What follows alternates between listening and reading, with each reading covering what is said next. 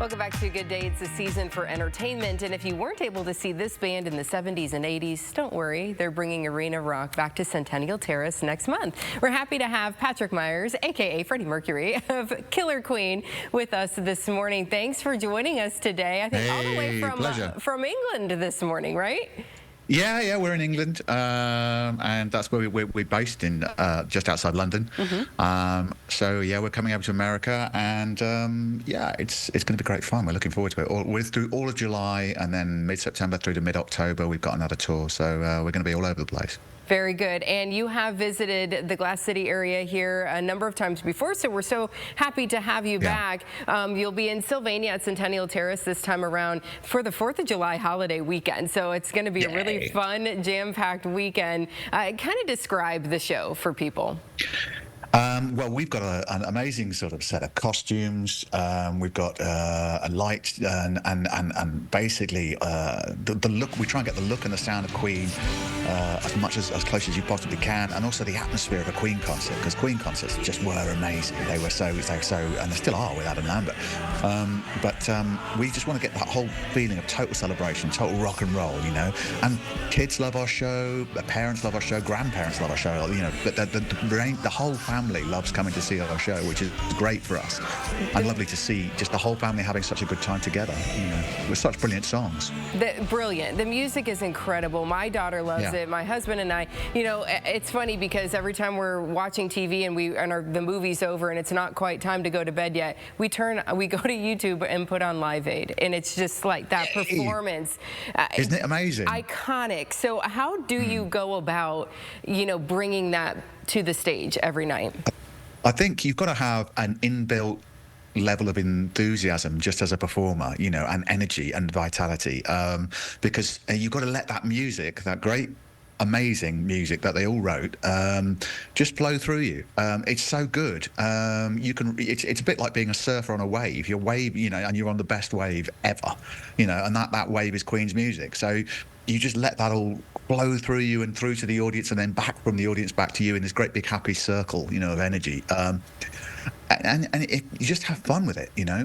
The Queen concerts were such they straddle so many different emotions, you know, like there's the intense rock and roll vibe of We Will Rock You, there's the sort of like stadium anthem vibe of We Are the Champions, and then there's just complete out of nowhere works of genius like Bohemian Rhapsody, you know, and all of those things have got such energy and such enjoyment, and so many things for the audience to lock into and engage and participate in, that it's a pleasure to perform, you know.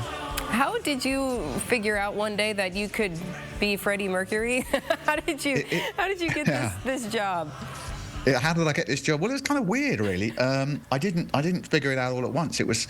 I'd always mimicked the people that I love. I think everyone does when they're growing up. They sort of sing if they can. They start off with Elvis. You know, you want to see if you can do Elvis. Then you can see if you can do Paul McCartney, John Lennon, Lou Reed, David Bowie, and Freddie Mercury.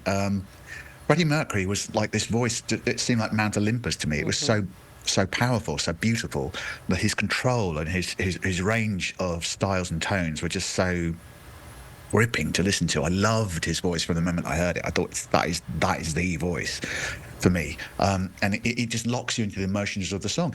I was just messing around with my mum's makeup kit because I was 20 and I had a little bit of a beard going, but it didn't quite work as a beard, so it needed a bit of help with mascara from my mum's makeup table, because I was going out and I wanted to show everyone, hey, I'm 20, I can do a beard, look at this. And Freddie had a beard at one point towards the end of his life, and I was dressing up for the night, so I had my smart blue shirt on, my red tie, and Freddie had worn that as well, and I suddenly all noticed, oh yeah, that's like Freddie from this headlong video he'd done. And Freddie had passed by that point, and I'd been thinking about Freddie so much, and it was all in our hearts at college, and we'd been playing the music.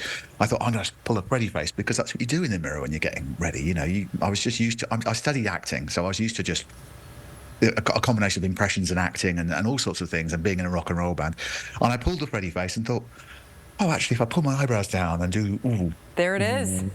There that it sort is. of thing, you can look a bit like Freddie Mercury. And I thought, well, that's weird, because if you don't pull the face, and I'm not wearing all this, you know, stuff that I'm wearing at the moment, then I look unlike him. So it's like a sort of I don't know how you know, it's it's like having Alice through the looking glass, Alice through the Wonderland. I can just pull this space and suddenly, and I allied that with the vocal impressions and that I've been doing, and we started singing the songs in the style of Queen. And there weren't tributes when we started, but we were sort of forming an embryonic tribute, sort of organically. And then we thought, because we'd all been playing these songs at college all the time to each other because we were so upset that Freddie had passed, we thought, we just missed on seeing Queen ourselves because we were a bit too young when they were last touring. We thought, well, okay, we've got this thing. I can do this sort of impression thing.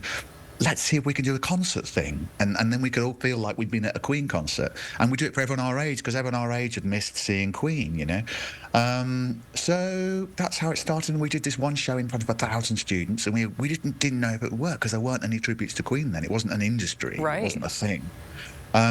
And it did work, and it was terrifying but exhilarating, and the music flowing through you, like I was saying, and the love that's received by the audience from the audience is overwhelming and addictive.